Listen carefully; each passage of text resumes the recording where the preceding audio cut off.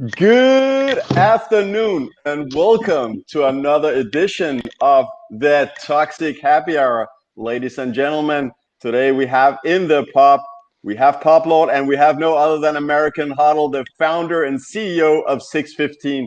American.HODL, how's it going and what are you drinking today, buddy? It's middle of the day here and I'm watching my kids, so nothing. I'm going to leave the drinking up to you guys for the moment. All right. All right, well, we'll take it over to PUBLORD. You never let us down. What are you having today, PUBLORD? Well, I know it's crazy. We're probably across 9 different time zones that we get together, but I always find a way for you, my friend, and just for you, a special one. And don't cry, okay? Because it's from Denmark. A little Tuborg, just for you, my friend. Oh my, that's my childhood beer, man. Yeah. Yeah. Most children can drink it. It's mostly water, I found. Right. And in the honor of American.HODL, who, I mean, I'm a little bit disappointed that at least you're not drinking a Coke or something, but I've got my coffee mug with all the presidents of America bought in the airport. Just we're missing the current president. I don't know if you can see, but did you say Coke? I got that too, my friend. There we go. All right, we're going full American, man. We've had some great guests with HODL or Not and Princey, Daniel Prince, like I put out earlier. But it's great to finally have another America on the show. We can be up 2-1 now. This is good. That's right. That's right. The land of the free, the home of the brave. Although you're not, are you in the States right now? Or are you abroad? No, I'm abroad right now. I'm over in the Balkans. But I'll be coming. Hey, I'm home for Thanksgiving and Christmas. Hey, I already got my ballot in. We can talk voting later, maybe. But yeah, I'm good to go. I've been so lazy. I have six votes, 6 ballots from different people in my life that I've collected that are all for Trump. And I need to go bring them all in, but I'm fucking lazy as shit.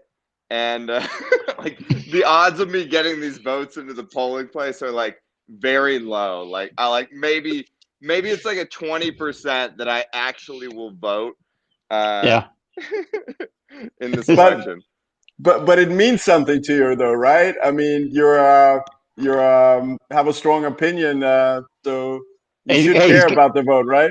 He's got half a Bitcoin. He's got half a Bitcoin on it. Let's be honest. The only reason it means anything, the U.S. presidential election means anything to me, is because if Trump wins, I win half a Bitcoin, and I get to take it off Peter McCormack, which just makes it all the sweeter, you know. But conversely, if I lose, I have to give it to that British fuck, and it's so disappointing, you know.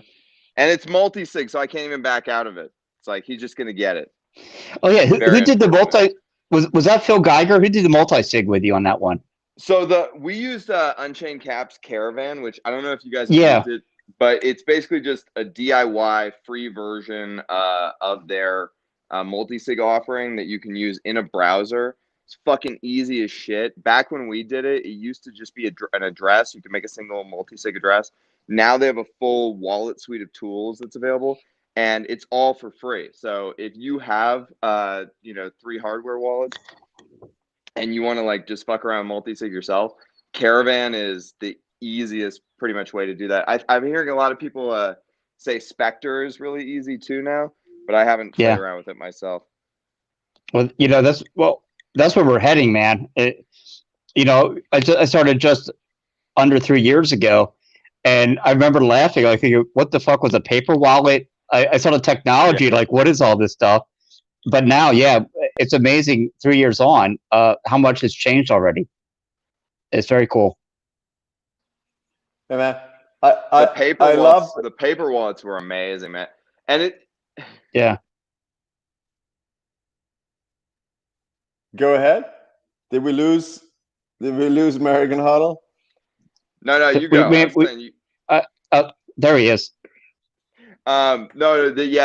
Back in the day, you had to like. Yeah. I remember I like I bought a special version of Linux that was allegedly like a clean version of Linux with, you know, looking back, it was so stupid. Like, I can't believe I would buy that and then trust it, but whatever. And then I like ripped out the Wi-Fi out of the computer, and I had like one of the old dumb printers with no Wi-Fi on it. And then that's how I went through and made my paper wallets.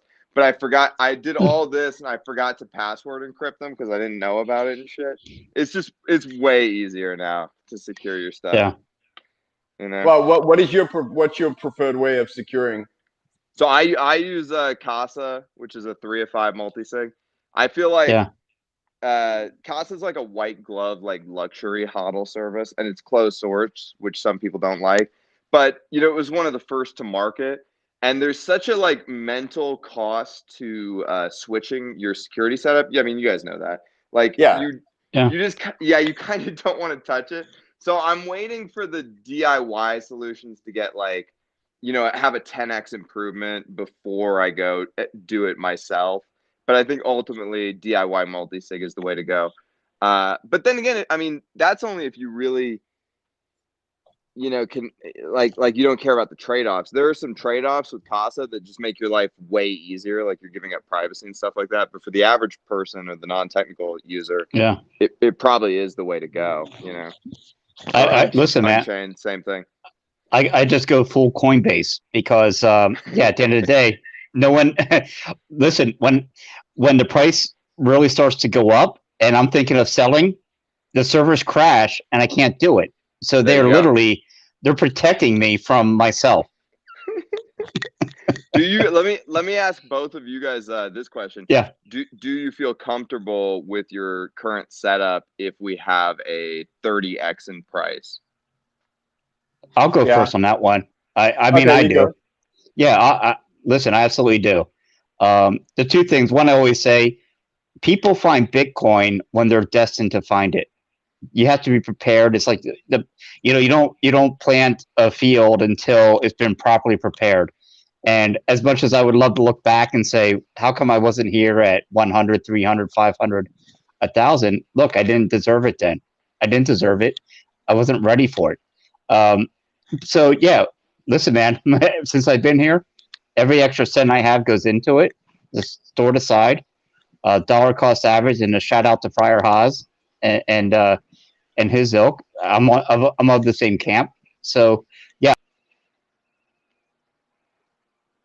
My answer is yeah, I'm comfortable with my my setup. I feel secure.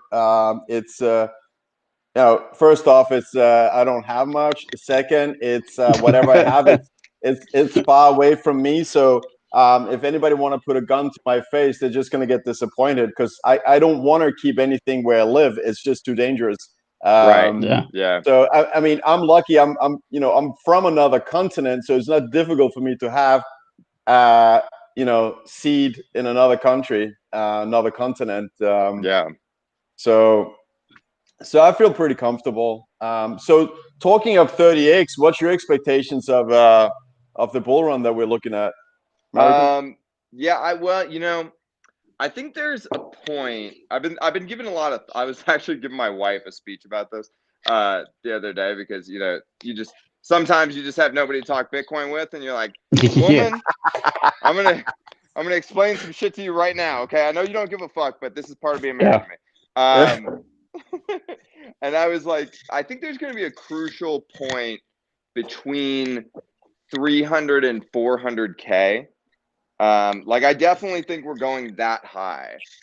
That now the question in my mind becomes, like, and I've been talking with Preston Pish about this, is you know, his conception of escape velocity, and if that happens, and I think if it does happen, it's going to happen somewhere between 300 and 400. And there's, you know, it's hard to say, but like there's a momentum building right now, and you can feel it, like with the corporate treasuries and the guys like Paul Tudor Jones who are in. I mean, dude, the last time when we had the run up, it was what, like a 50x off bottom, or no, it was 100x, 100x, yeah, 100x off bottom. and people were laughing at us. The cover of the Wall Street Journal was calling us a bunch of retards and saying that, you know, this was a bubble, that grandma had been talked into at the Thanksgiving dinner table and that kind of stuff. Now we have intellectual cover from guys like Paul Tudor Jones and fucking Ralph Powell, and you know, it's like it's a totally different world. Like JP Morgan, who we've been fighting with for, you know, since the inception of Bitcoin, is now like, yeah, we think Bitcoin's going to do a 3x, and it's like, well, 3x is pathetic. I don't know what kind of stupid noob talk that is, but the fact that they're even saying Bitcoin's going to 3x is like, what fucking world do we live in? You know, so yeah, things are going to get crazy bullish, and if we reach that escape velocity point, I think the bear market or the bull market extends. We go into 2022, and $1 million Bitcoin's on the table at that point, I think. So that's like my ultra bullish scenario. My bearish scenario is we don't quite hit the 300s, and probably Bitcoin tops out around like 225. Yeah, that would suck. Oh, yeah, that would suck. 225. Oh, yeah, sorry. You're still alive. You'll be there when. I mean, so I actually feel a bit the same way. That's a good point. Escape velocity probably being above 300. That's so high that it's going to be hard for Bitcoin to come down again. I'm still leaning to a top being somewhere between 200 and 300,000. And then I believe in a short bear market, not a 1 year long bear market, because as I was saying just yesterday on our Toxic Happy Hour, the bull markets have been getting longer and longer. 2013 was a 1 year bull market. 2017 was 1.5 years. Probably because stock to flow is not going up as aggressively as it was in the beginning, because it's not only a doubling. It's more than a doubling, but it's getting closer to a doubling. So what I'm saying is inflation rate is not dropping as fast as in the beginning. That could explain why, you know, it will take more than 1.5 years. And that's why I'm saying Q1 2022. And then also the bear market bottom capitulation has come earlier and earlier before the next halving. So you have, you know, that uptrend starting earlier than the halving. The bull run takes longer after the halving. So I think the bear market could be just like half a year in 2022. We'll drop maybe, you know, below 100,000, and after the 2024 halving, there's no way this is not going to infinity in my world. Yeah. So you have sort of a 2013 double top kind of outlook. Is that sort of your outlook? Well, I mean, my outlook is a top above 200,000 in Q1 2022. I hear everyone saying, yeah, it takes 1.5 years, just as last time it took 1.5 years. But the time before it was 1 year, and there is a reason, there's a good explanation for it, which is the speed of stock to flow, opposite of inflation rate. So yeah, I don't know if it's the same reason of a double top, same as the April 2013. I think it went above 200, and then just half a year later it accelerated to the 1100. I don't know if it's exactly the same anatomy, but yeah, you're right. That's only half a year's difference. It's the same thing that I guess half a year is. I'm not saying there's the new top after half a year. I'm saying that the capitulation will probably only be half a year later, and from then it's off to the races. And the 2024 halving, you know, stock to flow will be twice of gold, inflation rate half of gold, and there's nothing you can do to mine more comets or go deeper in ground to find more Bitcoin. There's just not more Bitcoin than what the protocol allows. So I think that one goes to infinity after 2024. So that's why I kept saying 2026 is the ultimate bank run, where everybody finally realizes that fiat is collapsing. Bitcoin will take over as money of the world, and everyone will be scrambling to get out the dirty fiat to buy Bitcoin in any which way they can: black market, gray market, white market, you name it. Hey, why so bearish? Are you kidding me? Are you kidding me? All right, let's hear a scenario. Listen, man, Michael Saylor changed the game. it's when I started, of course, at the height and came through, there was no one talking, even Plan B. No one's talking about, hey, people are going to put this on their balance sheet. No one was talking about that. So you're telling me that every corporation is watching a guy who just made 20%. He just made 20% this year, buys $425 million worth of goddamn Bitcoin, and it's over 500 million. And you're telling me they're going to wait till 2026 to join in the club? This is it, man. This is the epic. There's no turning back. This is it. You're either in now or you're losing later, because it's proven.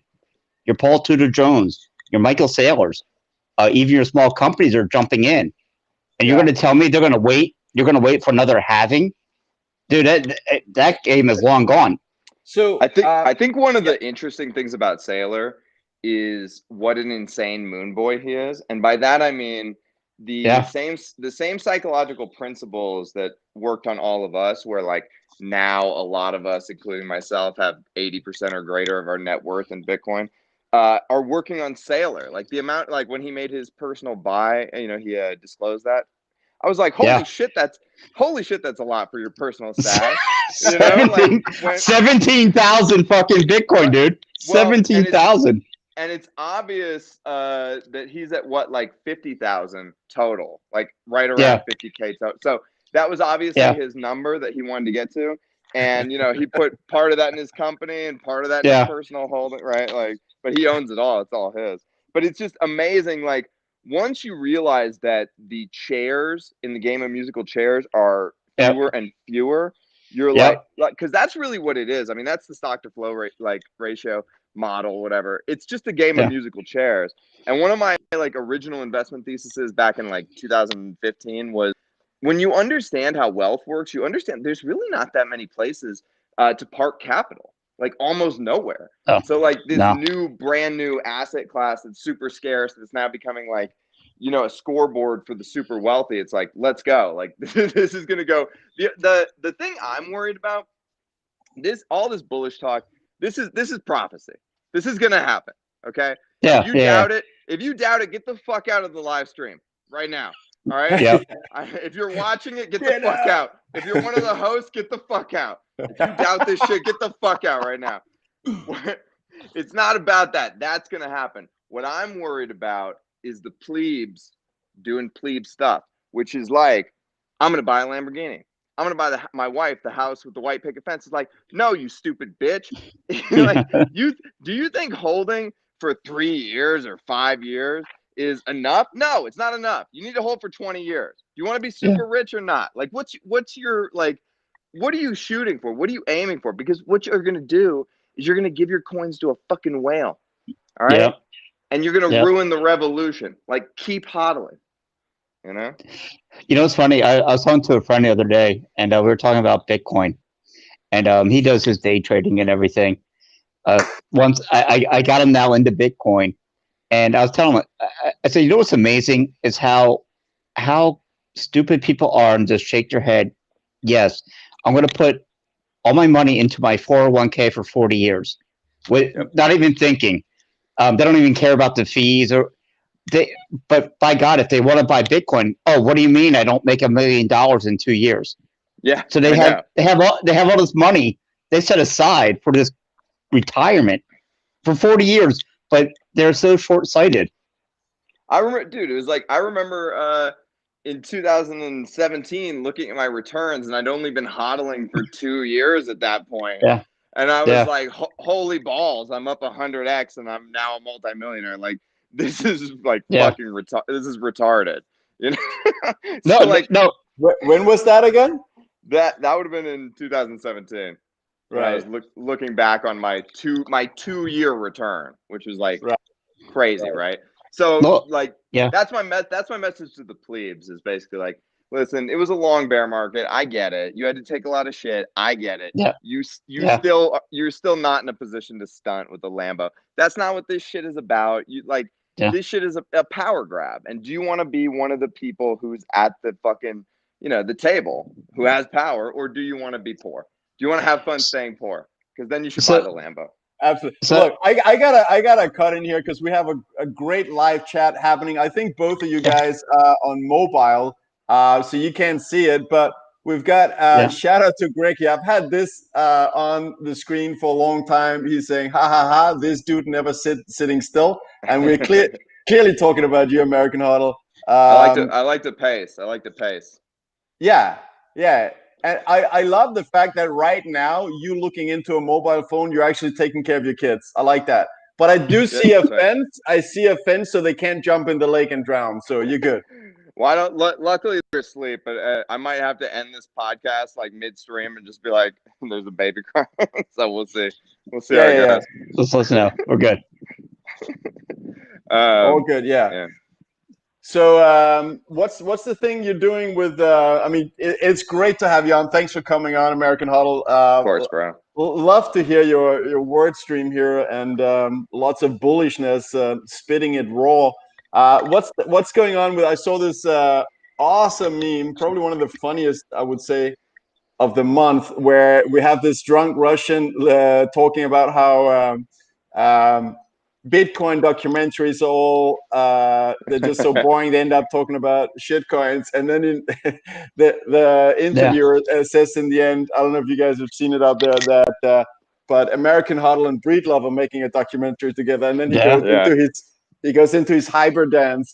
So what's going on with that? Tell us about it. Yeah, so we've been fleshing it out, and it's still like in the ideation phase where we're just coming up with what it's going to be. But like the high level part of it is that you should be able to watch this like 5 or 6 episode documentary and come out a stark raving maximalist, right? So like really what we're doing is taking all the stuff that we've been like beating down and fucking fleshing out for the last like 5 years on Bitcoin Twitter, and really going hard at the cultural ramifications of this thing. Because like, okay, people want to be rich, that's great, but most people in our society have given up on themselves, and they think it's unattainable for them. They're complacent, they don't understand how they have the power to change things or what they can do, and it all feels so above them, and the elites control everything, and look at all this political morass that we're stuck in, all this shit, right? So I think the big message for me, more than like you can get rich with Bitcoin, you can do this and that, is what it unlocks culturally, and how it can have how it is the biggest force that's going to reshape the world over the next 100 to 300 years. And like, who wouldn't want to watch a documentary like that and not be a part of that, and not take part, not tell their grandchildren that they were there, they bought, they hodled, they did everything they were supposed to do to bring about the fucking golden future we all live in. The orange future, sorry, not golden. Yeah, I absolutely agree with what you're saying. What's interesting is probably I'm more of a plebe than you are these days, because of the time I came in. I can just tell you, as I have gone out and talked Bitcoin with many people, to me right now, the transition is great when you go from a fiat currency to Bitcoin, and now all of a sudden you have to explain, you know what? Oh, you don't own your keys? You suck. It's that technical barrier. We're leaving out a segment of society, usually over 50, that will never get it or understand it. We have a segment in between that won't really buy in. So my own thought is we need to do a better job to make it as easy as when people can go online with either Twitter or go to their bank account.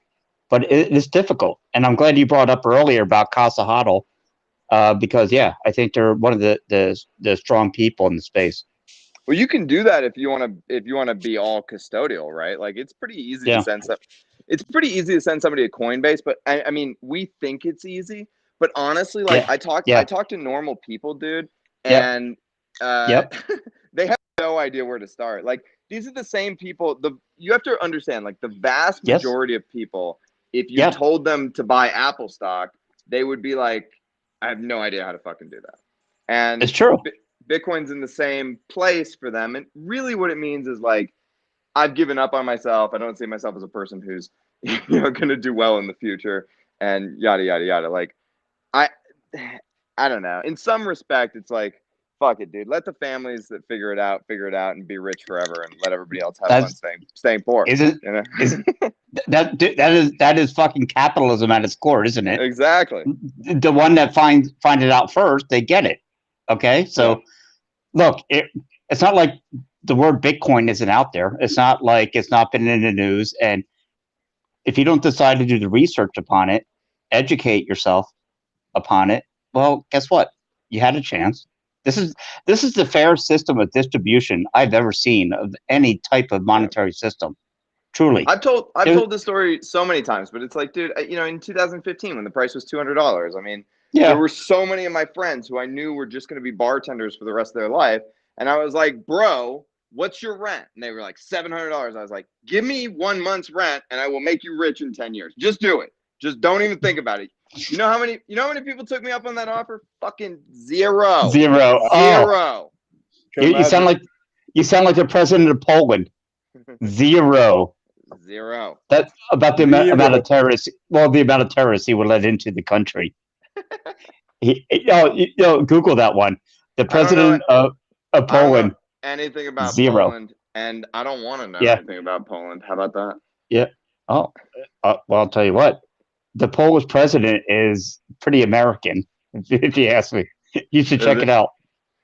All right, Anders. Yeah. What's up?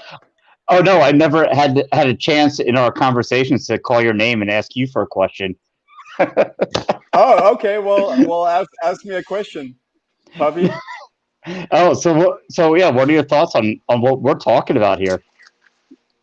Yeah, I think it's really interesting, and I wanted to ask American HODL a bit more about how he sees the future with a new monetary standard. I'll go quick and give my point of view on it initially.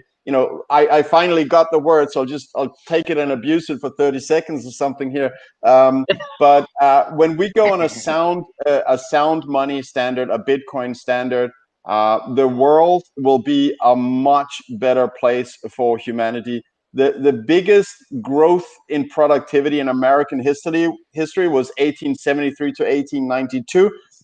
Jeff Booth has written about the price of tomorrow, deflation. So in that 20-year period, America was on sound money. Gold was the money. Productivity grew from a factor of 30 to 79, so almost a triple in the output in 20 years. And in that period, people's salaries increased slightly, but the best thing is that every year they could buy more for their salary because there was no dilution of the value of money. Then money could buy more because productivity gains constantly means that the products get cheaper. So imagine you get $100 a week now. 2 years from now, you're going to get $105, but everything you're buying got cheaper because there's a natural productivity growth. Everything, and imagine right now where we, in the technological era, and things are developing so fast, yet things get more expensive anyway. And productivity growth is nowhere near what it was back then. We need sound money. It's going to be much better. Also, governments can no longer just print bonds and go to war by diluting your fiat. They actually need to raise the taxes first to finance an army and go to war. So world will be more peaceful. People will get richer. What led me to Bitcoin in the first place was I kept thinking about how come the middle class was doing great in America and around the world in the 60s. There was a boom. How come that middle class is almost wiped out? How come lower class and poor has become much bigger? And I felt it was something to do with the central banking system. So I kept researching that. Finally came across a video with a guy that mentioned both gold and Bitcoin, and went down the rabbit hole like instantly. But yeah, once we replace central banking with a Bitcoin standard, the world will become a lot fairer. The poor won't be punished all the time because all of their savings is in fiat, which is being diluted. But if you're rich, you have assets like stocks, real estate. When you cut the interest rate in half, which you can do when the money is artificial, You can cut the interest rate in half. You can put it down to zero. You can put it in negative, which explodes the asset prices, which only helps the rich. Now, I am a full-on capitalist with a capital C, but the system that makes the rich richer in this way is not right. It's wrong. It's punishing the normal person, we need sound money. It will be so much better. I think I probably said enough. It punishes us all because yeah, it's not real capitalism. It's cronyism, right? And like the reason we all like capitalism and like why we are capitalists with a capital C is because it's the best, most efficient system for think about it. If you're a capitalist, right? Like you come up with the next great invention, and then you're rewarded for it handsomely, like to the tune of hundreds of billions, crazy, like Jeff Bezos, right?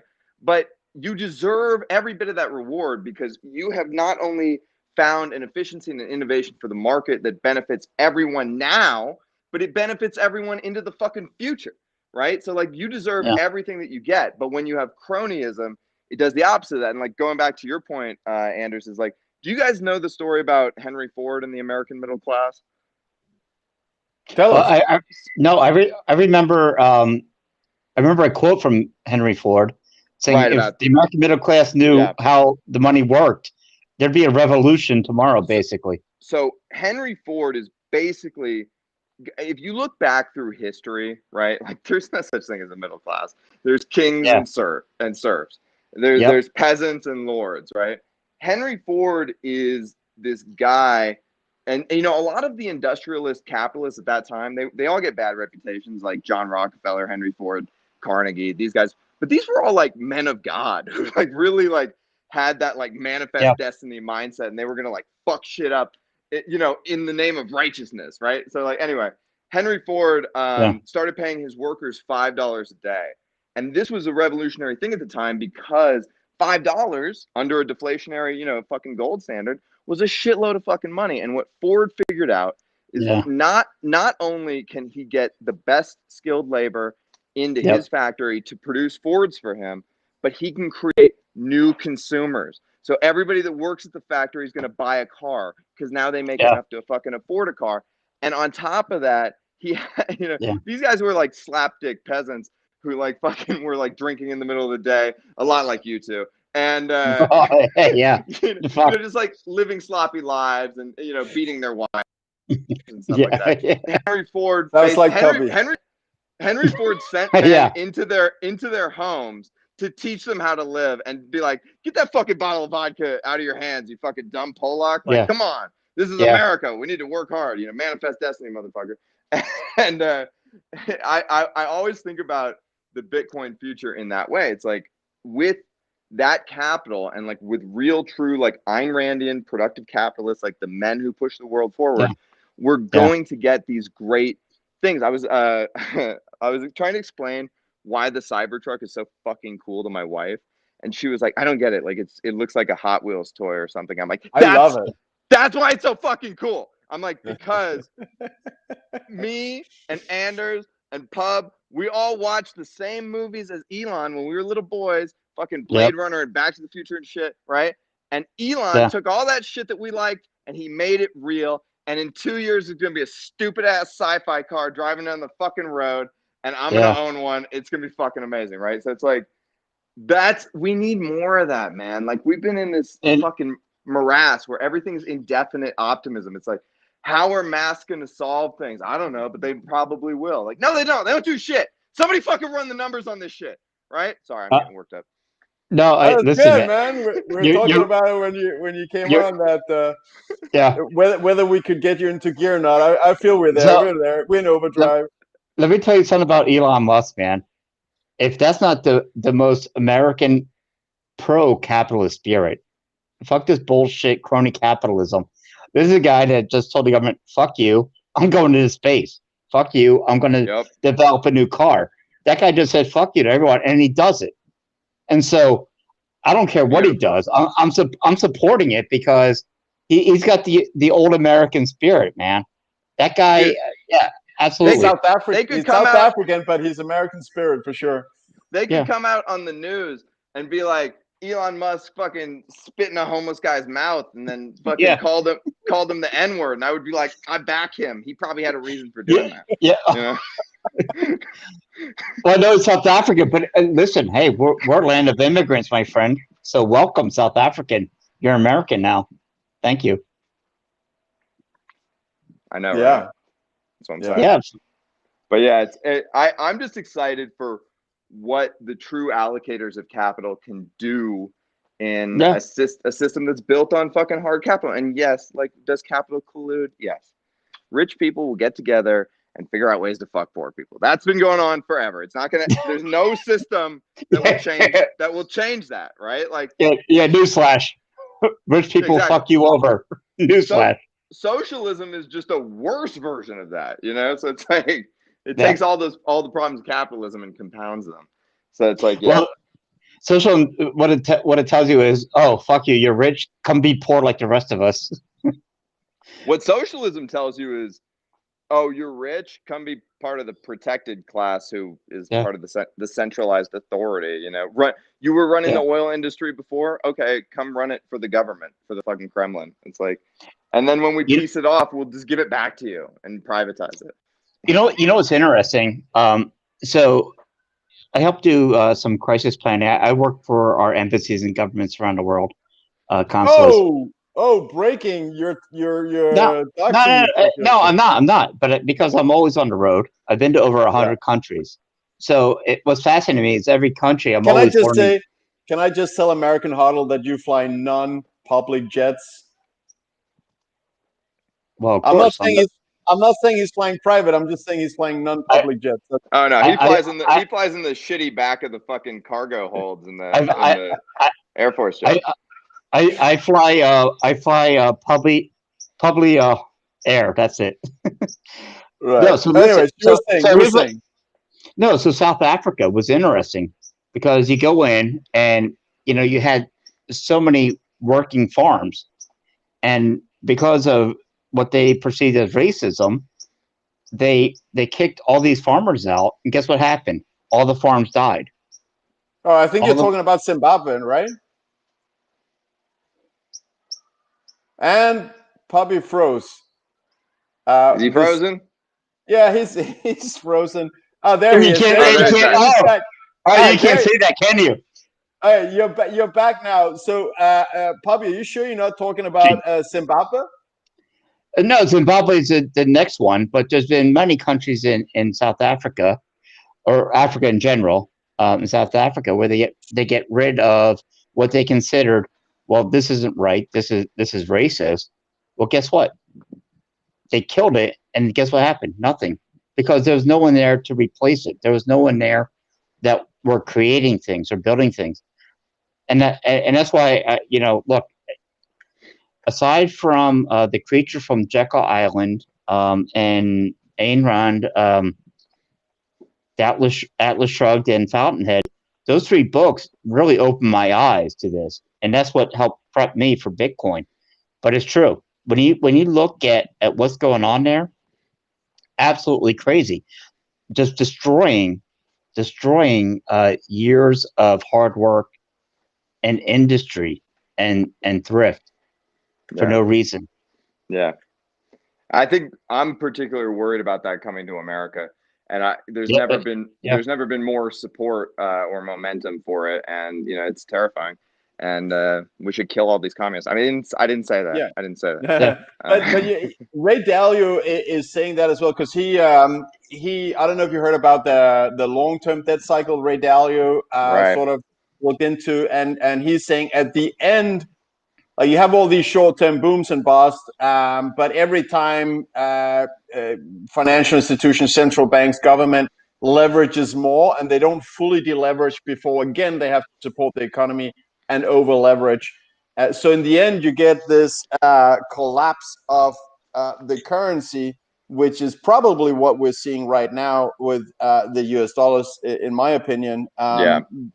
And when you get to that stage, you've done all this leveraging that especially has created, is putting normal people in a terrible financial situation because they've been saving up in this money that keeps getting worse. and the asset holders have been getting richer and richer because a 0% interest rate just makes asset go to infinity. So he says, Ray Dalio, that at the end of these life cycles of currencies, you see this bigger cry for socialism. You see this, tendencies towards, the hard left, communists. So I think we'll see that now, as we are with Antifa and everything. But when once money is fake fiat currency is replaced by sound money, by Bitcoin, which we spoke about, and I think it'll happen around 2026, if not earlier. Then once again, everyone will prosper, and when everyone prosper, then we don't have the same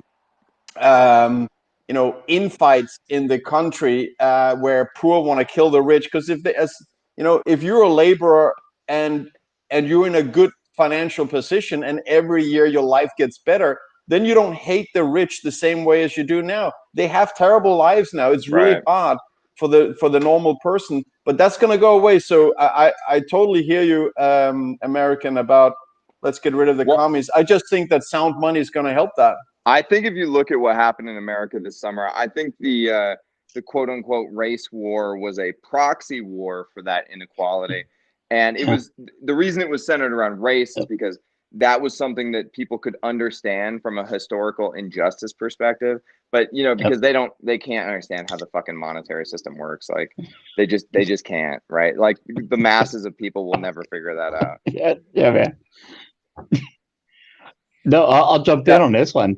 As we move forward, I'm interested in American HODL's view on this. Moving forward, let's talk about this transition, because there's got to be a transition. How the hell does it happen with the least amount of violence? I have no idea right now, man. Because you're going to be called lucky. Oh, look at this guy, got so lucky. It's not fair, and you're going to be at the top of the list. Well, anyone that follows me on Twitter, I'm putting your name at the top of the list. But how do we get around what is fair or not fair? Well, I think the problem. Sorry to jump, but I don't think. Go ahead. I don't think we'll go through a long period of violence and civil war, because the solution is ready.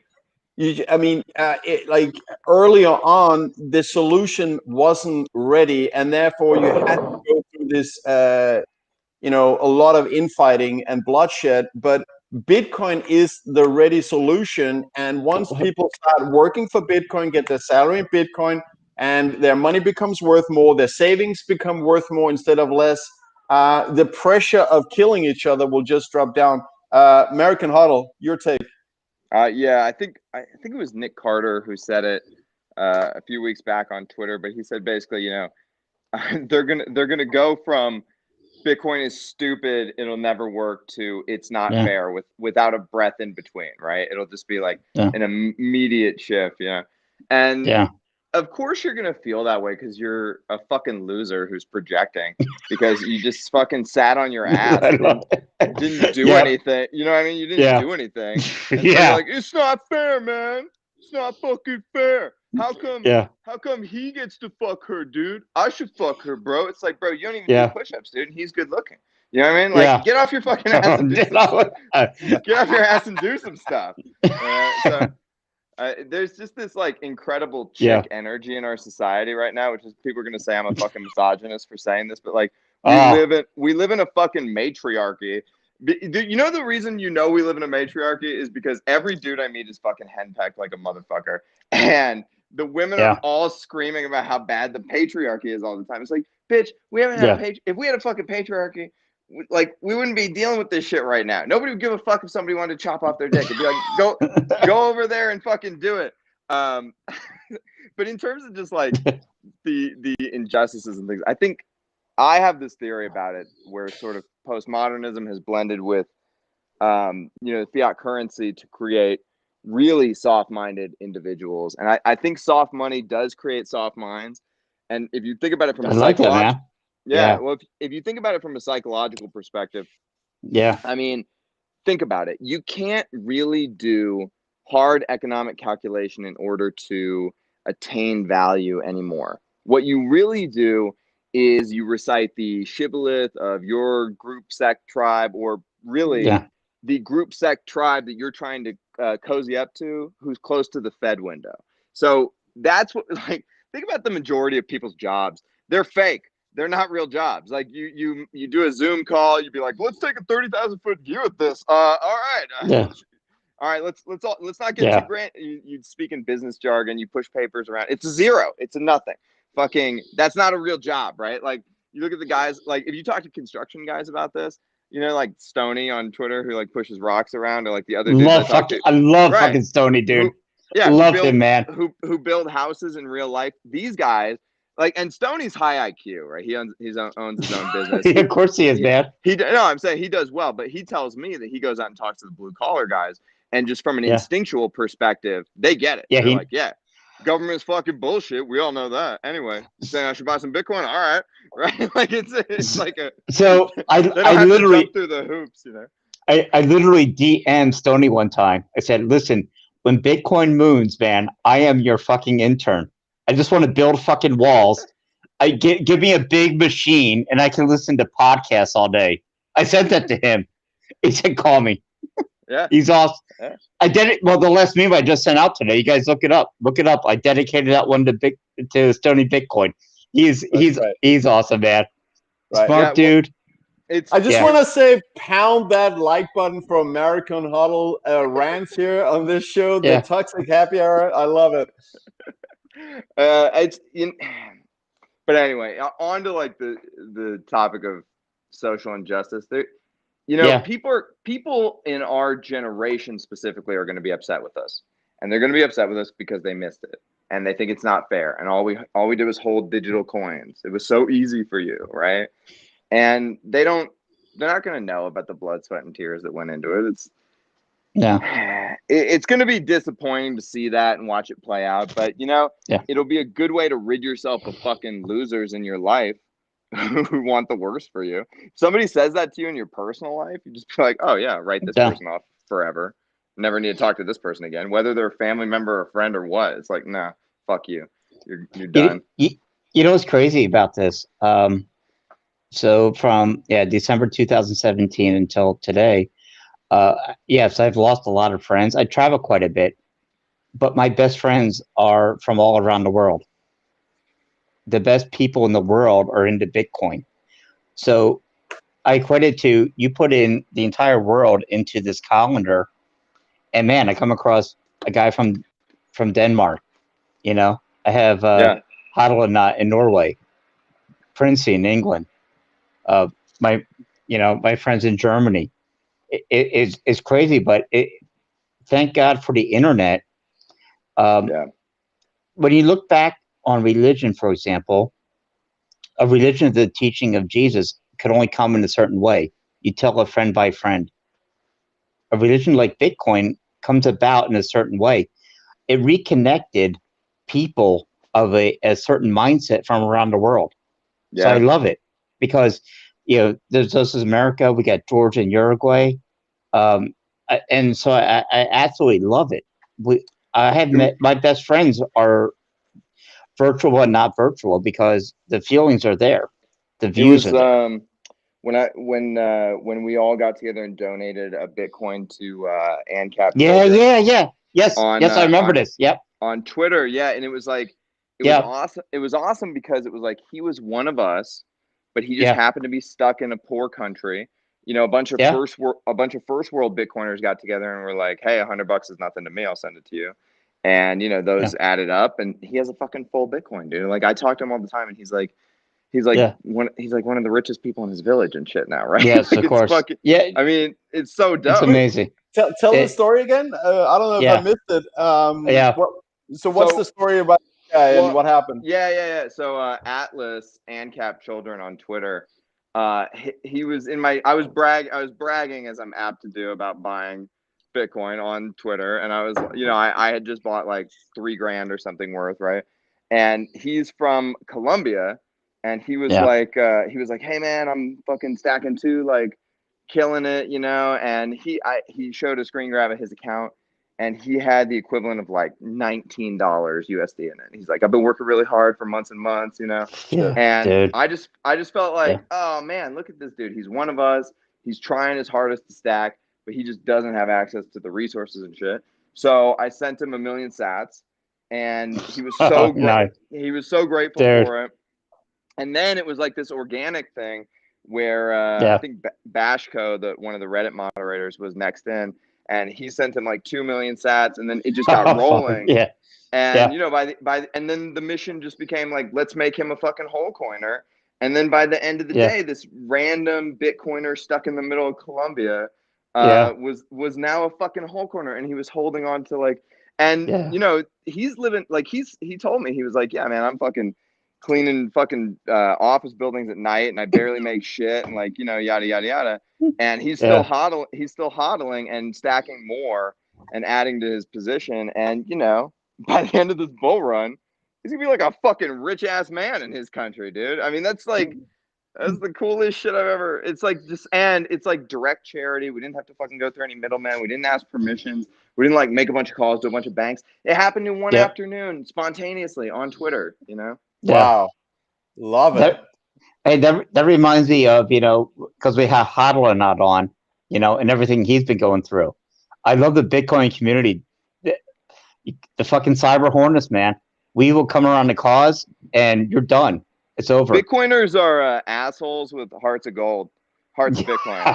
I fucking love that. Yeah. I mean, really, it's like I was trying to explain the community to somebody the other day, and I was like, "Here's the thing: you have to be a fucking asshole to even interact in the community, right? Because everyone's a fucking asshole, and that's the language with which we talk to one another. But underneath it, everybody is so soft and nougaty, and they're like, hey man, I hope you're doing good. Are you stacking, brother? Like, you know, these are some of the best people, but we all have crunchy exteriors, which is like, we're all disagreeable, right? We're like, fuck you. Like, I'm not doing what you fucking told me to do. Like, we were the kids who sat in the back of the class and, you know, fucking ate the glue instead of made the assignment or whatever.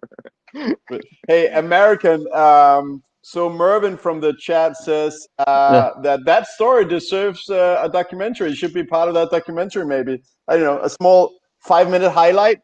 I would do it, but then the whole thing would be fucking lame as shit. No offense. That's good. That's good. We love you spitting the truth. You know,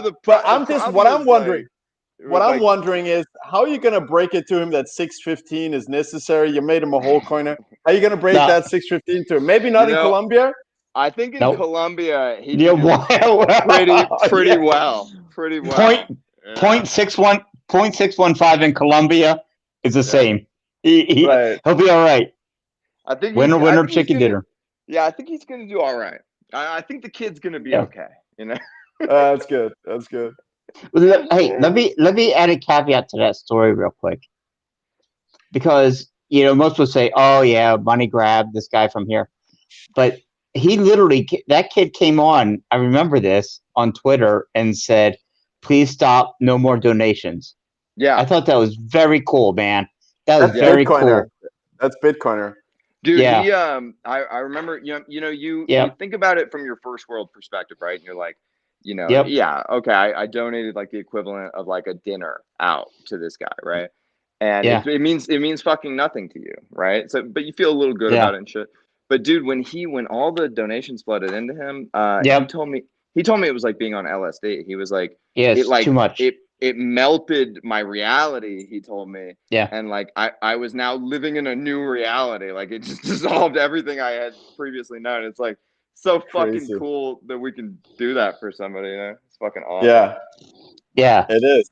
Love that, man. And it's a microcosm of like how Bitcoin, you know, there's something about Bitcoin. We all feel it. We're all insane.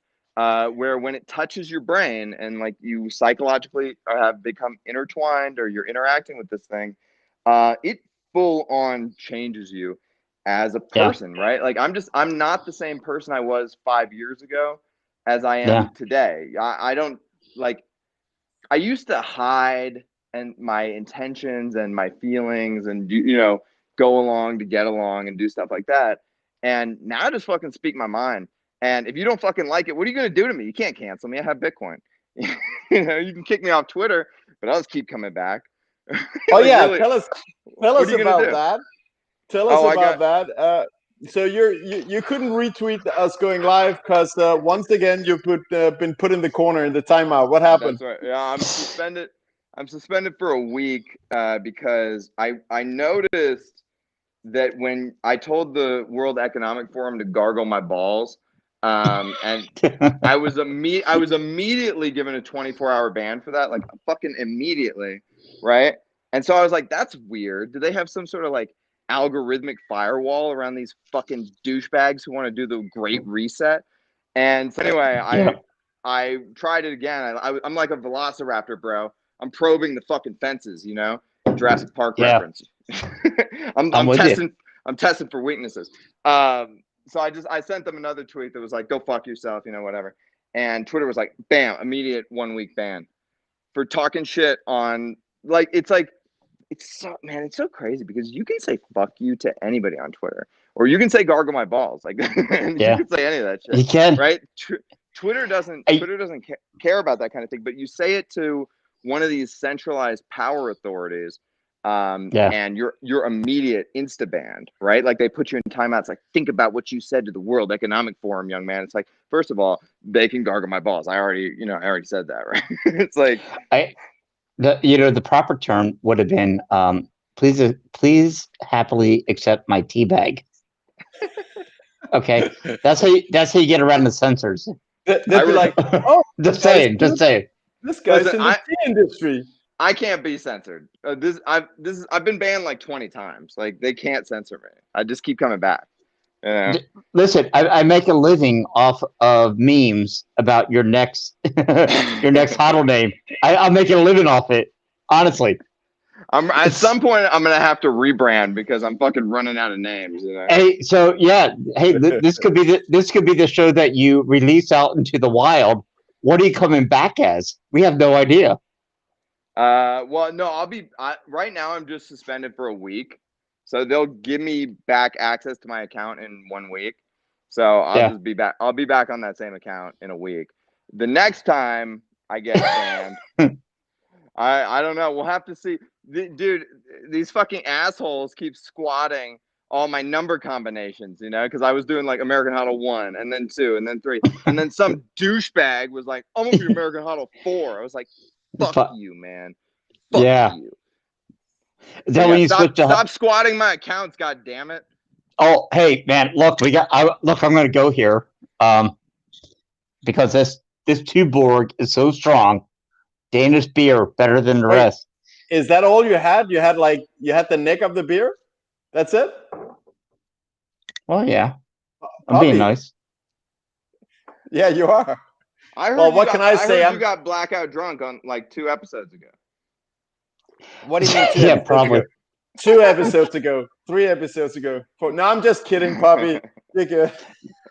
So no, let's go for it. So I'm curious, man. A guy who strong in this space. Let's go fucking Trace Meyer. Trace Meyer. So man, full time. What a great exit scam. Brilliant on his part. Or I think, I don't know if I said this anywhere else, but I kind of think Trace was on LSD. I think he was microdose. No, I'm serious. I think he was legitimately microdosing because he had a wild ass look in his eyes, and he was talking about dragons and wizards and stuff, and I thought it was just like shtick. I thought it was just like Trace being Trace. But now looking back, I'm like, man, maybe he just was on drugs and he like really just fucked up his reputation, you know? Like, wait, was that you that he tried to get aboard this Mimble Wimble Pump and Dump?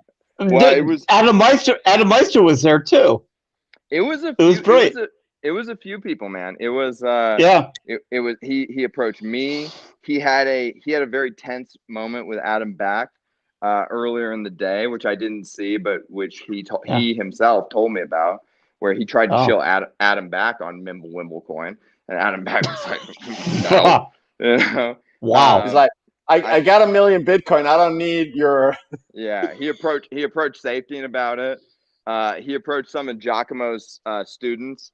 So he was just What? like, yeah, Why dude. would I he be mean, so stupid? he was just This in is covert shill mode at this conference because he told me and him had like an hour-long conversation about it. And he told me basically he wanted the most hardcore hodlers for his shitty Mimblewimble coin, which he had bought up like 50% of the supply, right? Like he was the buyer last resort on Mimblewimble coin. And I was like, but dude, Trace, they're not going to switch, you know? Like, and then I think what really damned him was, you know, he probably could have gotten away with the conference stuff because it's like, it's hearsay. You're here, like, it is true what I've said, but you're hearing it from me. You don't know, right? You're hearing it from Giacomo. You don't really know. You weren't there. But then I think people started to piece together the fact that he went on Stefan Livera's show and a few other podcasts, and he was very subtly, or less than subtly, shit talking, coin joining, and he was subliminally putting out the word Mimblewimble into the damn, world. dude. And Bitcoiners are smart, and they immediately figured that out. I think Matt Odell was onto him, but couldn't. Yeah. Like, didn't have enough evidence to pull the trigger. You know, Yeah. and then I just drunkenly stumbled my way into it. There you are. There you are. Like, hey, look at the camera. Look at the camera and say that again. You're like the Stephen. Remember the Frost Nixon series? You're like the Stephen Frost. You got Nixon to come out and admit what happened. Yeah, you got to. I mean, it's like gonzo journalism or something. Except Goddamn, dude. I wasn't trying to do any of that shit. It just happened. And I was like, all right, I'll just tell this to Twitter. Because I've gotten fucking used to just dumping all my private thoughts on Twitter, which is probably not great, but whatever. No, it's very entertaining, man, and great perspectives. I love how this episode of the Toxic Happy Hour really has brought out also the best in you, Pablo, because we are very philosophical here. We're talking deep stuff, and that's where the two of you excel. It's a true pleasure to be watching you guys. It's awesome. Oh, it's probably the two Borg. Not when you have this much, my friend. I really hope not. We can go less philosophical and just talk about something retarded like DeFi. DeFi is always good. Yeah. Get some fishy coins. No. I meant it. I love how, you know, all your perspective on society and culture, and this is really good. I love it. I'm one of these people who this has just always been me. I just was more, you know, hidden about it. Like, well, to be fair, I've always had a bombastic personality. I wasn't that hidden. But I would watch my mouth a little more, and now I don't have to do that, right? So, but it's like, thank God, man. I never had to go through a shitcoin phase because Bitcoin maximalism just was like, oh, that's the thing I've been looking for my whole life. There it is, right? I don't know. Also, like, I did day trading in college. I was like trading biopharma stocks and like doing really well until I fucking wasn't, and then I lost like $80,000. And I was like, "Oh shit!" Well, now I'm fucking poor. So that was my touch the stove moment. So I didn't have to do it with shitcoins or whatever. Did you guys have a big shitcoin phase? Oh, hey, let me jump in. Let me jump in on this one, man. I know that if Pablo just mentions all the shitcoins he's been investing in, I got at least 5 minutes to grab a coffee and another Pepsi. Go ahead, take it away. You can start with Litecoin, man.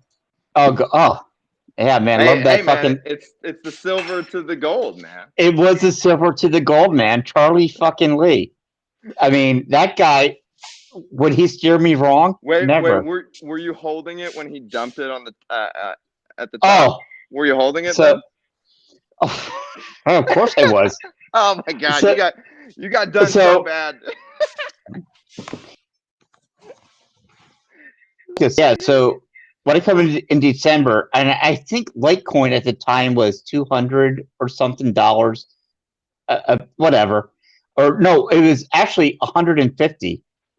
And do you remember who's the truck driver, Bitcoin Ben or something? Remember him? I don't know. No, I don't remember him. Truck driver? Was he a YouTube guy?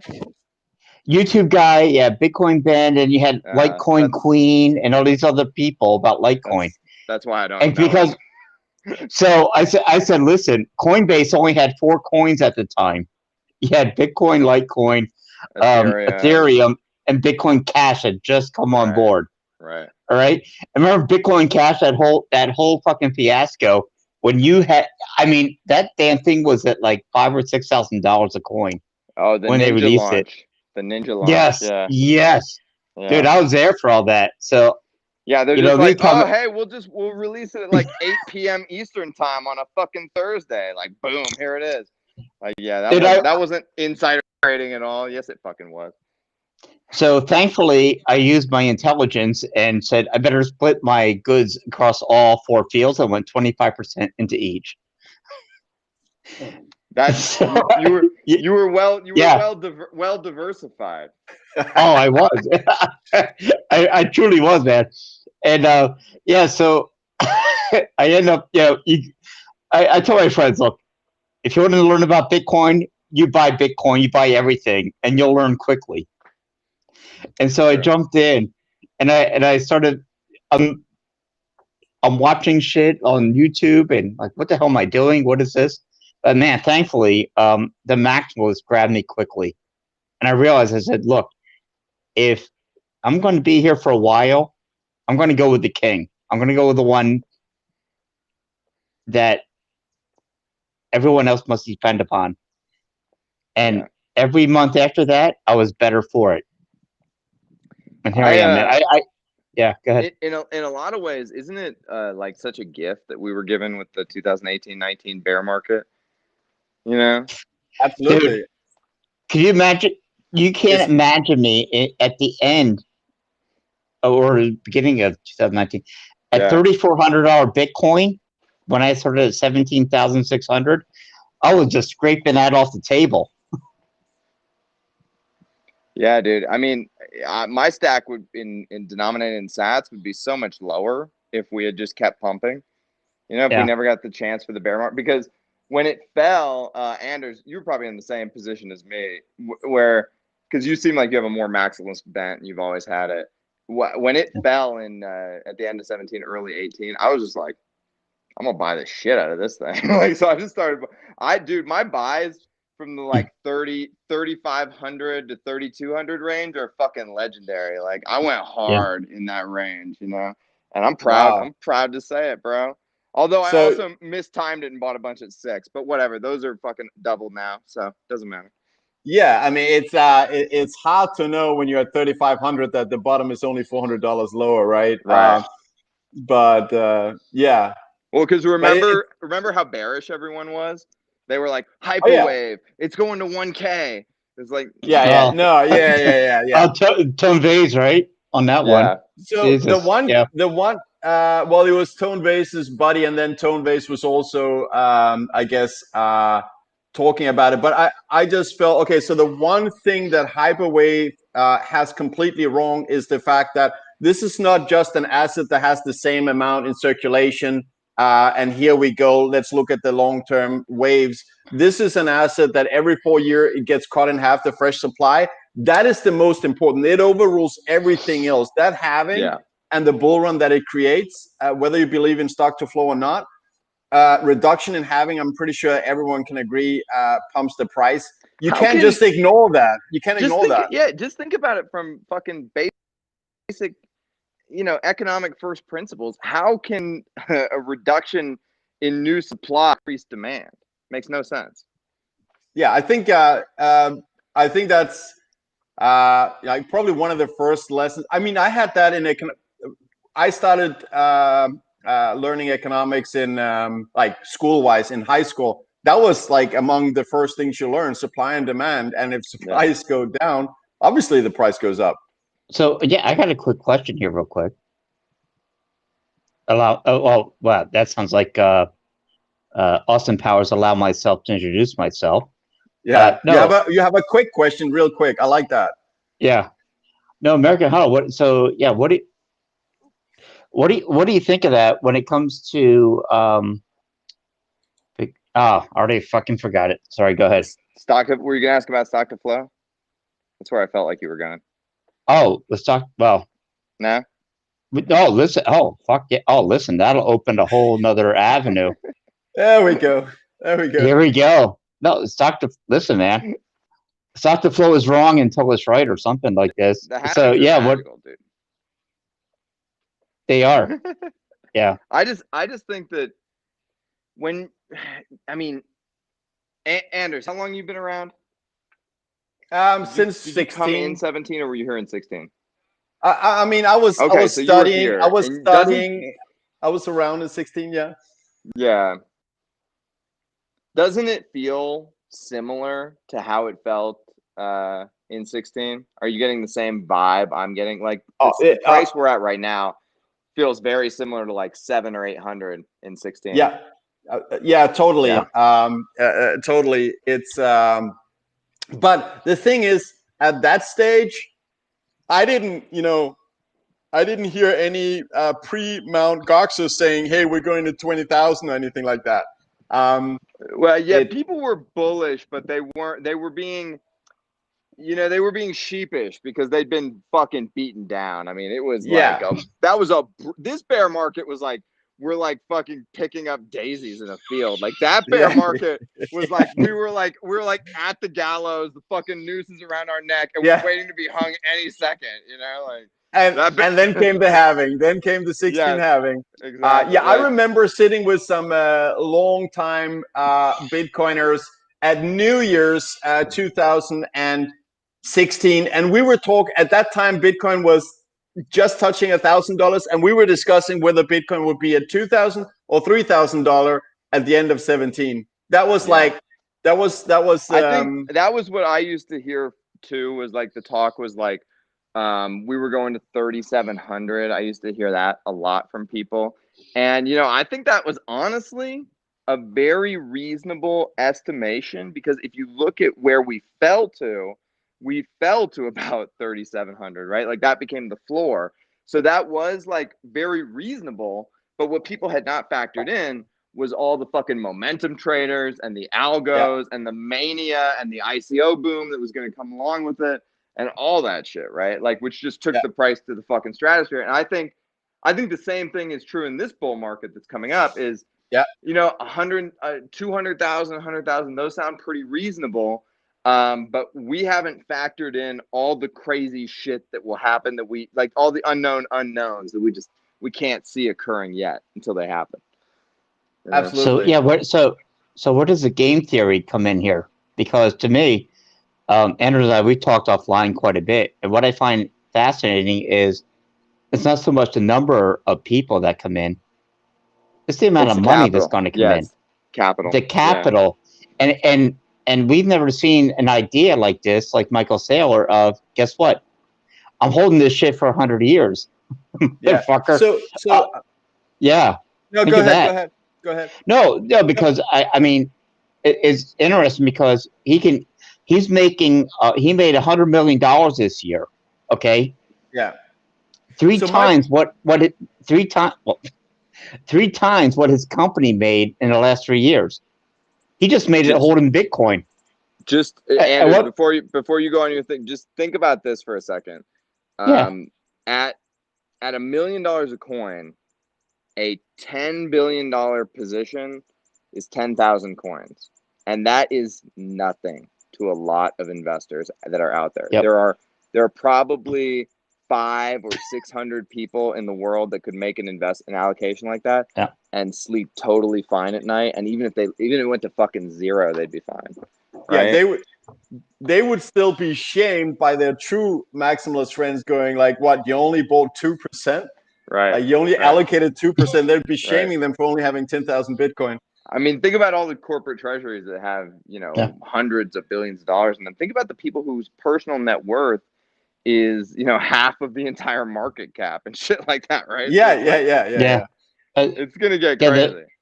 It is. So my point is that we also need to see that to take a parabolic rise from this level and into the, towards 250,000. We do need that extra. We need bigger players. We need more money. Yeah. But we'll get it for sure. I mean, it's already coming now with, clearly MicroStrategy, Michael Saylor as number one. Well, it's like Paul Tudor Jones.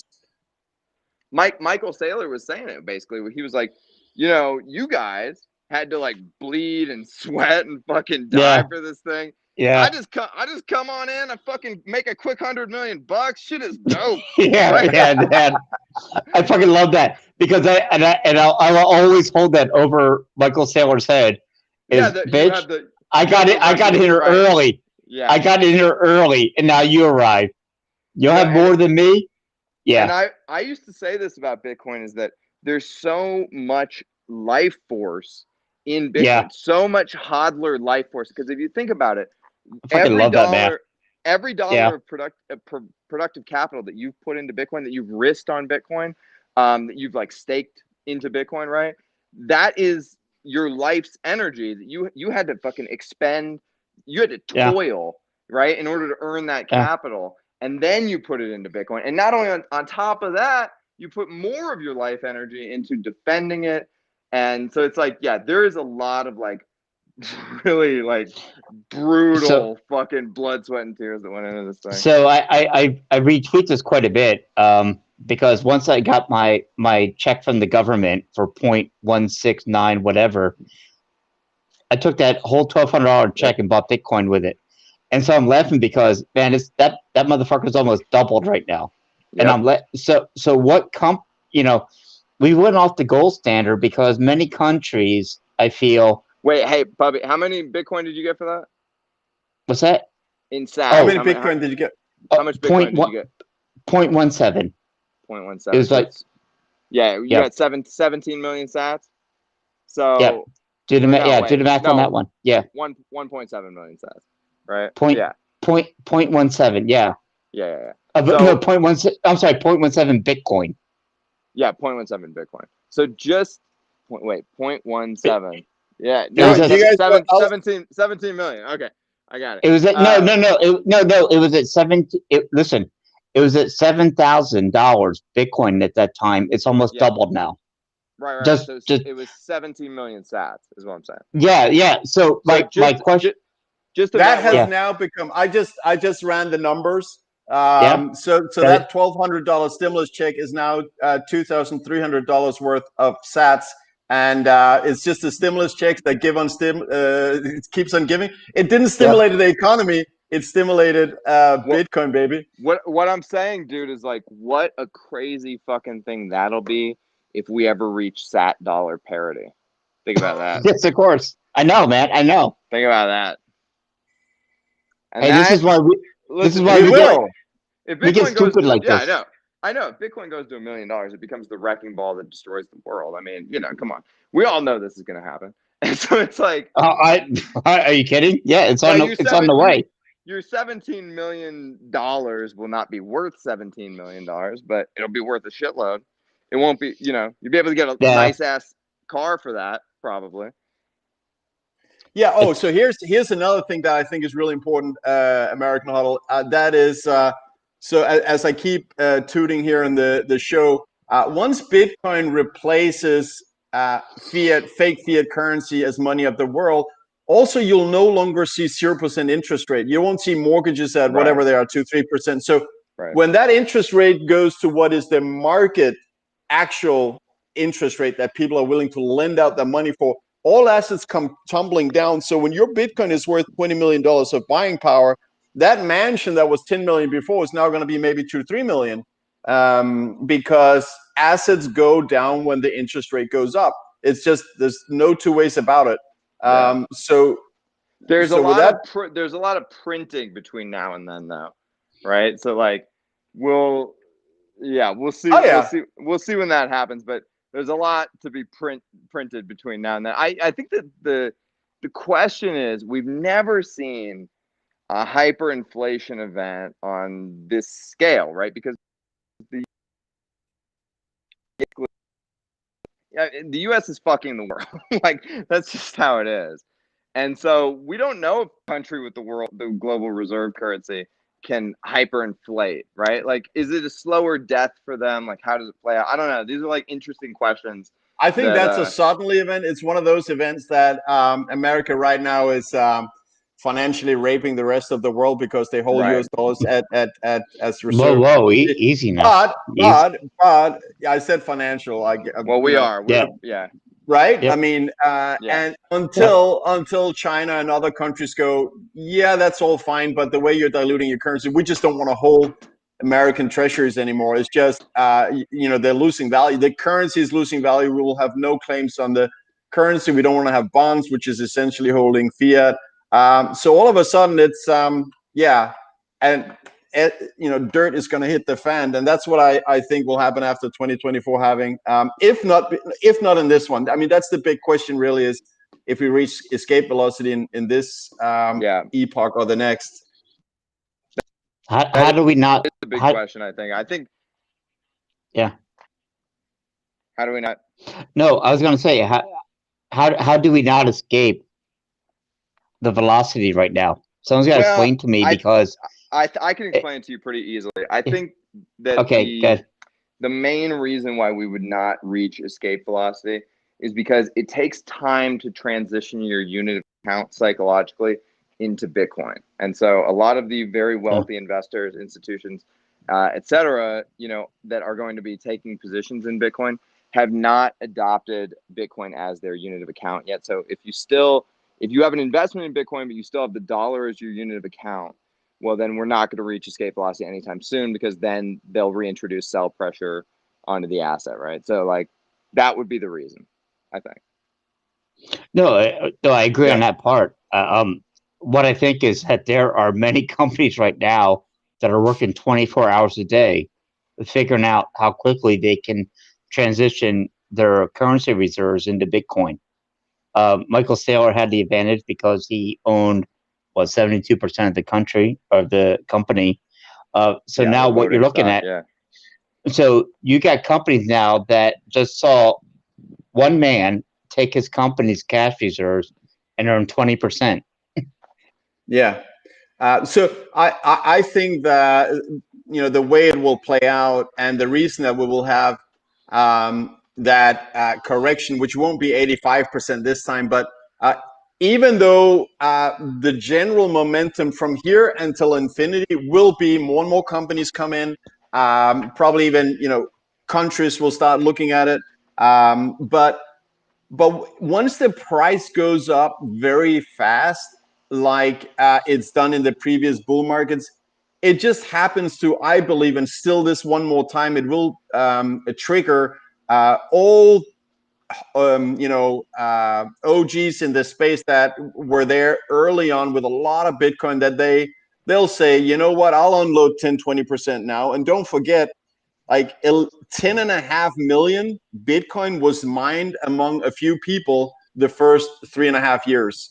Right. So there's a lot of Bitcoin in the hands of early people in this space, and all you need is for them to say, you know what, Bitcoin just rose from 80,000 to 240,000 in a matter of 5 weeks. I'm just going to unload a little bit, and then you remember, like in every bull run, you have people coming in that actually don't have knowledge of what money is, what Bitcoin is, so they can't see the connection that Bitcoin is a better money, and therefore will go to infinity because it's a winner takes all game money, and they have bought it because price went up. So when those OGs start dumping, the price goes down a little bit. They get nervous, they sell, and they'll allow you guys and Apple to go in and to really convert to Bitcoin.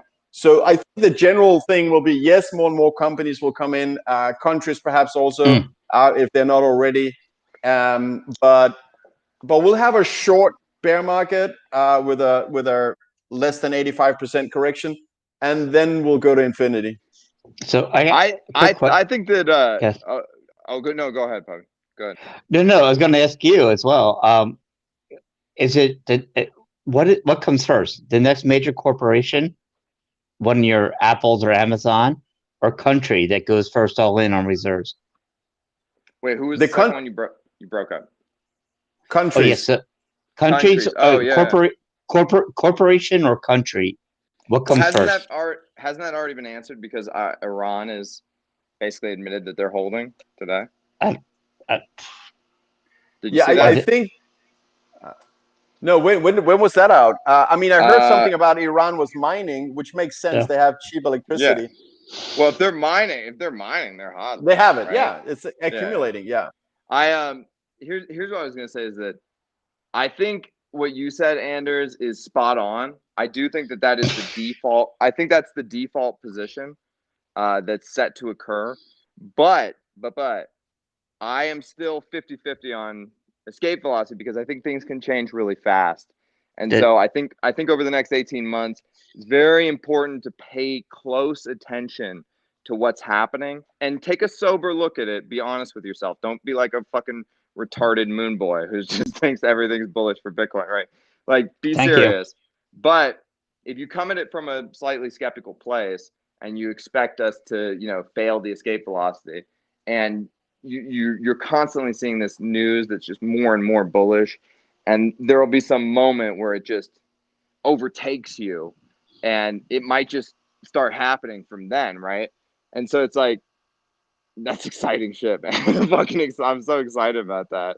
If that was set to occur, I don't know if it's great for the world if that it is. happens this time around, but it's good for me, and Look, really it that's is all I can because focus on. yeah. Look, it is because as I was saying before, a sound money standard is just will make everyone put everyone in a better place.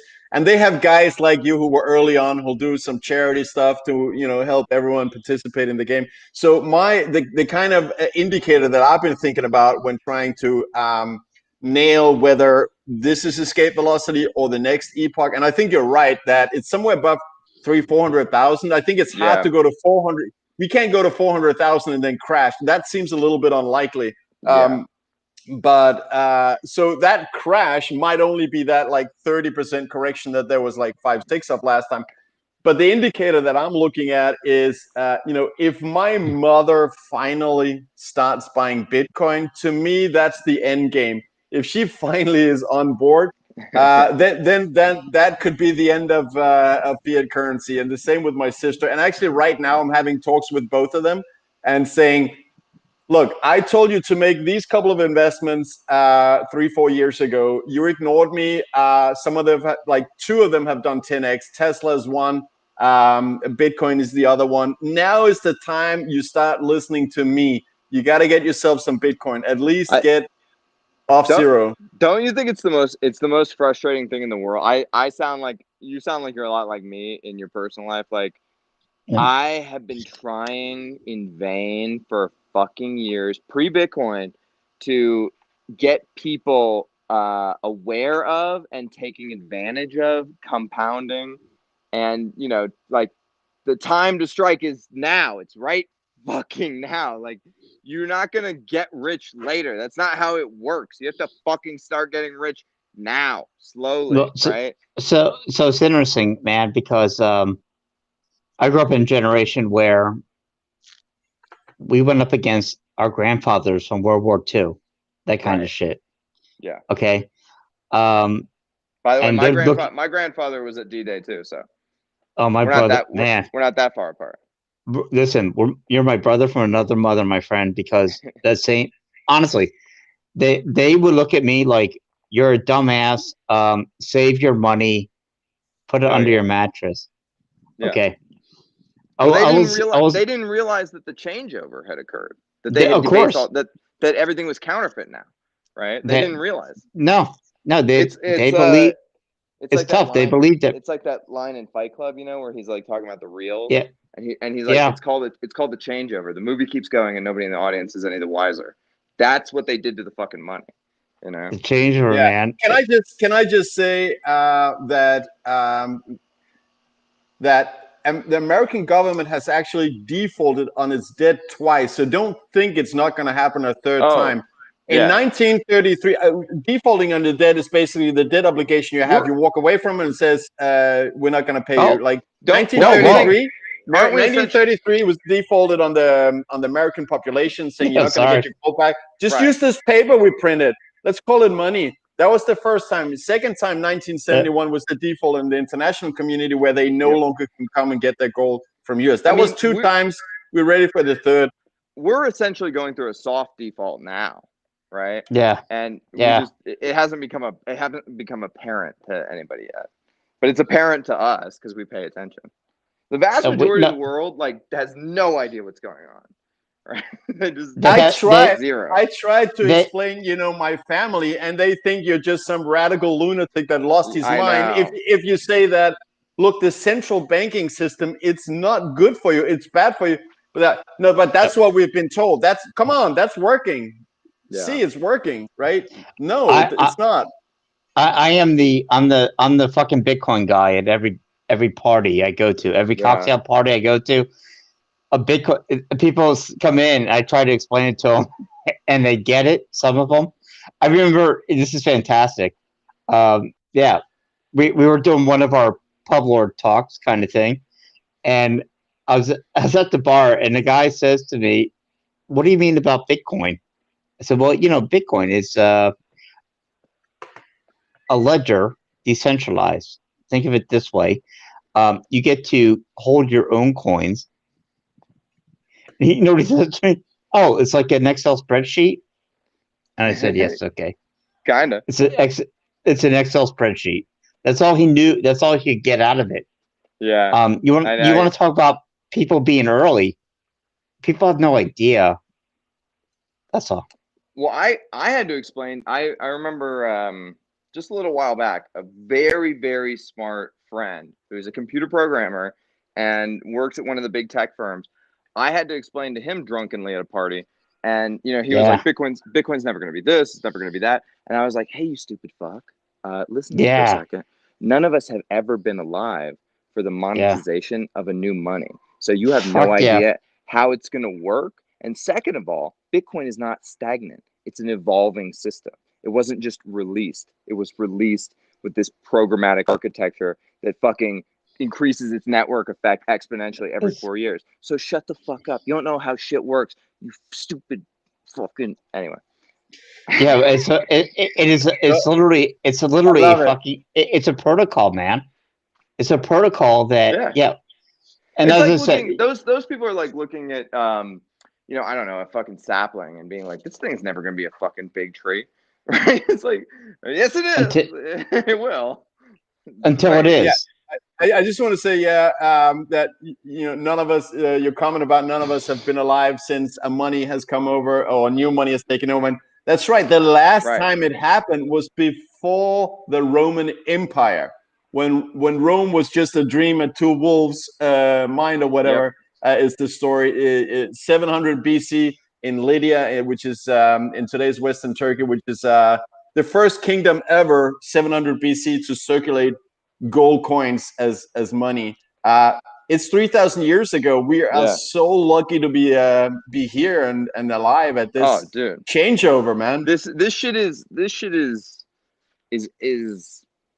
I mean, it's epic, right? It almost makes me think, did I incarnate here on purpose for this very reason? Like, it's too good to be true, man. It's too good to be true. It's like it's too weird to. Hey, my wife is giving me that signal that I gotta go look after the baby. So, okay, I'm gonna. I can leave you guys with. She says I got 5 minutes. That's okay. Hey, so keep going, and before you go, you get some final words and tell us about the documentary when it's coming out. And also, I just want to mention to everyone that the Frozen American HODL account is right down there in the description on YouTube. Go see the Frozen account. All right, go ahead. I think the main thing that I would tell just basically everybody, like my main piece of advice would be, the vast majority of people have just fucking no degree of metacognition. And what that means is they don't think about how they think. They have, right? And so it's like the thing where you just assume that, because you heard some guy on TV say that Bitcoin's a scam, that it's a scam, or, whatever it is. Like, you need to spend the vast majority of your time should be spent thinking about how you're actually thinking instead of doing the thinking itself. So that's like my thing I wish I could impart to everybody. I think it's a great point. Maybe another wonderful point. I don't know. Fuck it. I guess not everyone is far enough away from the I don't know, previous genetic history. Not everyone's reached. Here's another point too. It's like, you know, we were talking about like we don't understand how our friends and family like don't see it, and they think that you're like insane for bringing it up. It's like what goes on behind the golden curtain, right? Like in power structures. That shit is Machiavellian. That's Game of Thrones shit, right? Like people get stabbed. Central bankers are like stabbing each other in the back and shit. They're probably drinking blood and fucking children. I don't know what goes on. Yeah, all right, that's what I heard. True, man. That's too agree. far. I took it too far. But the thing is, it's chaos behind the golden curtain. And when you talk to people that are elites, they have no idea what's fucking happening, and they're making it up as they go along. And what you have, like, if you're gonna, you know, believe in the shitty narratives that they gave you just so you can feel a little sense of security because you're scared, you're giving up everything, your entire life force, your energy, you're giving it all up to be somebody else's fucking slave. And what are you gaining for it in return? Nothing. Only the the illusion of safety and security. Because there's no such thing. There's no fucking such thing. There's no stasis in nature. The world is fucking volatile. We are nature. Like, this is, everything is fucking volatile. Bitcoin's not volatile. The world is volatile. Bitcoin is stable as shit. Shut the fuck up. There's only 21 million. Anyway. That's right. So, hey, American HODL, before you go, I just want to thank you for waking me up, because I came into this, I had snoozed for a long time. I didn't really get up early. I was scrambling to make the link ready for tweeting out. You guys know that. And I feel awake now. You woke me up, man. Good. Awesome input. All right, gentlemen, I'm gonna let you go. But pleasure. When's the documentary out? Just let us know when do you expect the documentary to be out? Oh, these things. So I expect to start shooting on it about 6 months from now, and then I would 6 months of shooting and 6 months of post production, editing, and the like. So I would expect it in like 2 years. Honestly, it takes time. So I've read I think the first 4 chapters. Are you good with those 4 chapters? Or are you going for more? In terms of what I put out on Twitter? Yeah, I think on Twitter you put out that there were 4 chapters, which Yeah.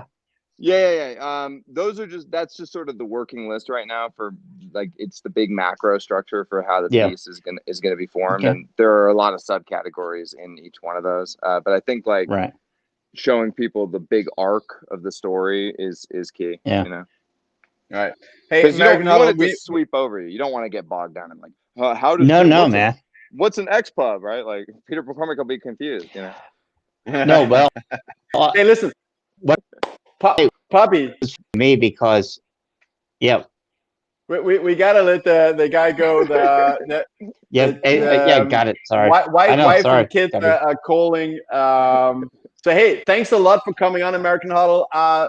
In the chat, I may be lying here, but no, I'm not. Everyone's screaming, you got to come back on. So you got to come back on again. We enjoyed having you, man. It was next level. Yeah, that's good. All right. Hey, thanks for having me, boys. I'm going to sign off now. All right. All right, brother. See Ciao. ya. Bye. All right. We're still live. We're doing the American thing here. Oh, you got your Pepsi Light? What the fuck is that, man? That's not American. Well, I also have, as I said earlier, the American president mug, the president of the United States of America throughout time, starting with the great George Washington. Actually, I wanted to ask American HODL if he had been in the Patriotic Wars, what would have been his weapon of choice, but we never got to that. We just kept talking Bitcoin, but that was a great conversation with him. We're still live, just so you know. Yeah, that's all right. So, but I do need to refill my coffee. Oh boy, here we go. Yeah, oh boy, here we go. Love that meme. So, but that was, oh my god, 22 live viewers. Thank you guys for hanging out with us. I hope to see many of you in person one day so we can get some drinks. Unfortunately, so Restream in the chat here started acting funny. If I say one thing in the chat, I can no longer bring up the chats on the screen. So next time I won't do that. At least the chat is working. So next time I won't write and I'll be able to pull up screens. So what do you think, PUBLORD? What do you think about, there was a lot of great input and ideas from American HODL. I loved it. He's great. Listen, man, American HODL is one of the originals.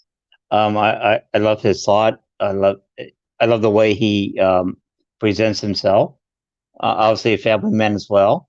So yeah, nothing I can say that would ever be bad. No, I think he's fantastic, and I'm glad he was on the show. Absolutely. Yeah, absolutely.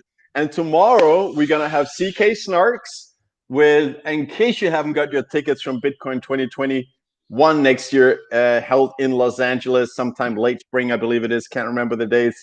We got a big announcement if you didn't get your tickets yet.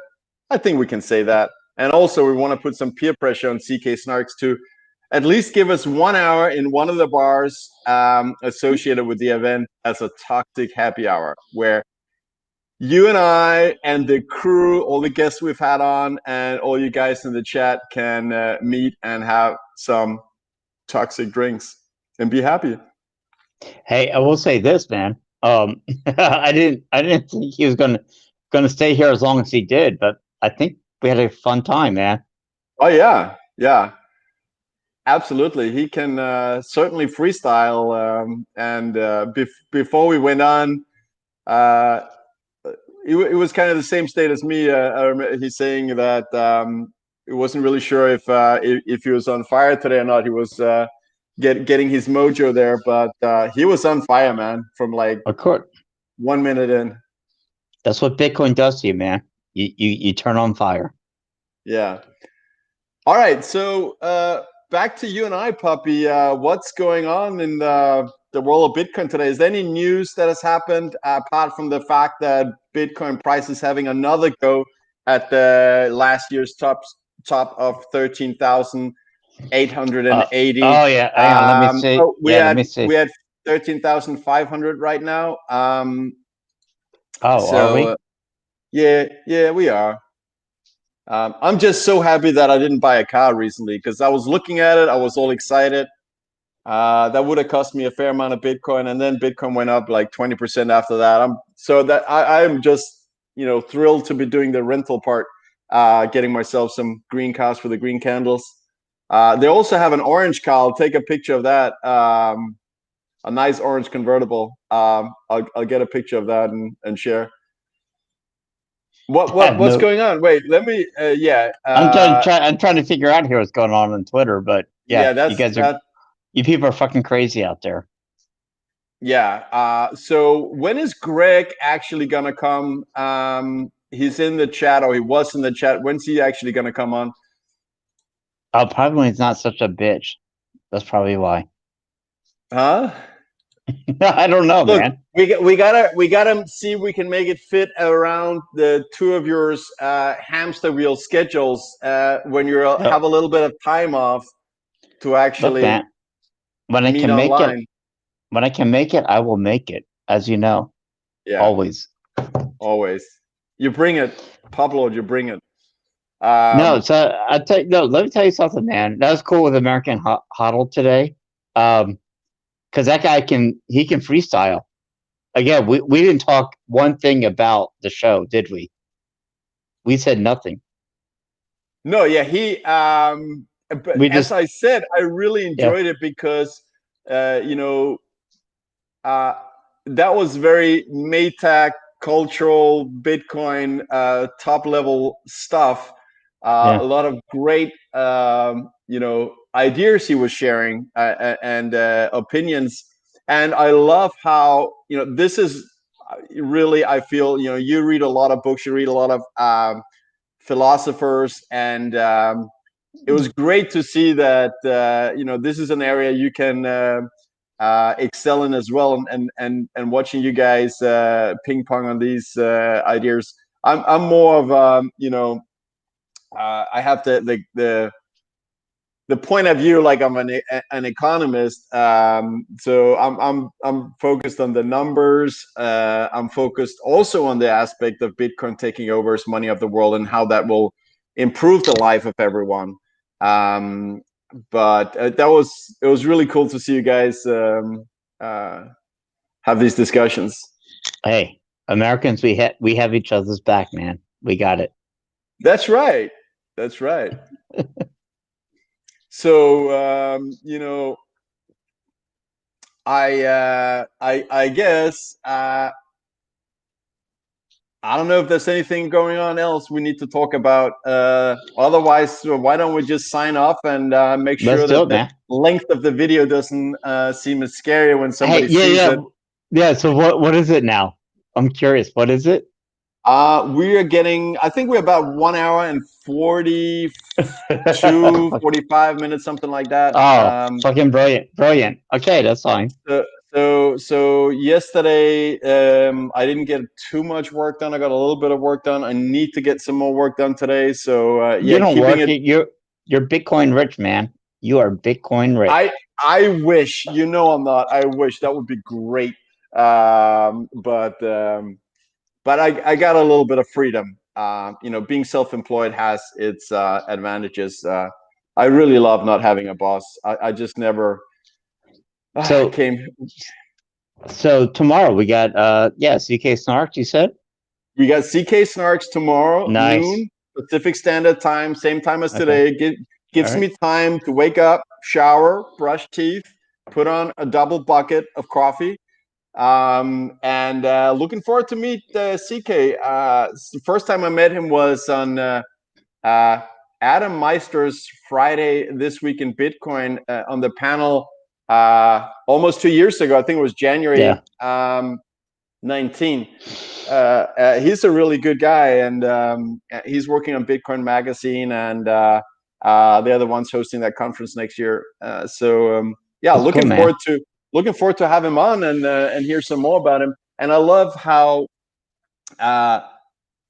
we're very much like we haven't planned much. We just want to hear what's on people's mind. That usually brings out the best, because it's always whatever a person is passionate about. That's what we want to hear about. That's the cutting edge of thinking right there. Always, man. Always. So, all right. Any final words? I think Greg. I think he made that meme that he put in our meme chat, but I don't know if he ever posted it. The one where there's a picture of supposedly you saying, "I'm not saying Bitcoin is worth $1 million. I'm just saying it's worth $1 million." That was Greg. You gotta throw that on public Twitter if you didn't do already. Greg, be a man about it. Come on. Yeah. I accept all memes. I'm pubby. Yeah. Pubby because I'm chubby and tubby. No. No one said that. Pubby because no, you're I'm saying I'll own it, baby. I'll own it all. Right. That's the best way to like Michael Saylor, man. Michael Saylor owns it all. It does. Whatever the world throws at you, embrace it. Just embrace it. Hoard it and hodl it. Final words from you, Pablo, before we sign off, and then we have another half-hour chat here in the live stream. Yeah, right. Well, offline stream. No. None. I'll say no. Listen, man. I'll say this. Look what's going on in the world. I'm not saying take 100% of your money and throw it into Bitcoin, but you're saying? The hell? What the hell? Maybe 10%. All right, are we going to cut this out? Unfortunately, we're live. We're going to cut that out. That's a very poor financial advice to only put 10% of your wealth in Bitcoin. No, it's okay. I know you're joking. I know. And it's very late. It's very late in where you are right now. Yeah, in the trying world. to go to bed. Yep. Thank you. Puppy, thank you for hanging out, and thank you for having that wonderful conversation with American.HODL, the CEO and founder of 615. No, that was good, man. That was good. That was really good. All right. On that note, thank you everyone for watching. We love doing this. We're just hanging out, and those conversations that we used to have, PUBLORD and me on the phone, we're now just having them online because why not? Thanks for having out. Thanks for being active in the chat. Next time I won't make the mistake of writing something in the chat, because then I can't bring your great input in the chat to the screen, which is always fun to create that interaction. So remember, keep stacking sats and do not hold more value in fiat currency than you're willing to lose, because that's a built-in policy. Careful holding too much fiat currency. It has proven over the last century to be extremely dangerous if you like to hold on to value, and most people do. So careful with that fiat currency. It's dirty. On that note, bye for now.